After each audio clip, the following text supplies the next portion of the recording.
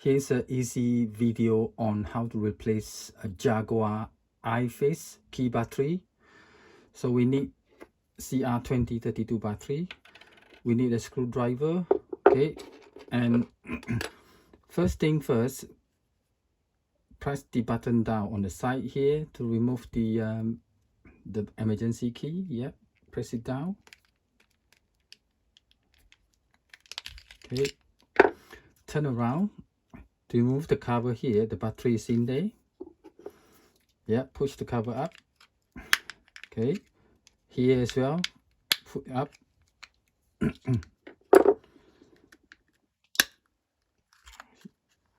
Here you go. Here's the batteries, CR2032 battery. See the tab on the side here. See one here, and one here. Yeah, basically it's like that. Yeah. So push the battery out. Battery out. Okay, here's the CR2032 battery.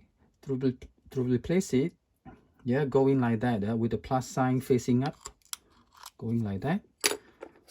Okay, put the cover back on, press it down, and insert the mechanical key. Okay, thank you for watching. Please subscribe to the channel. Thank you. This is a Jaguar I-Face.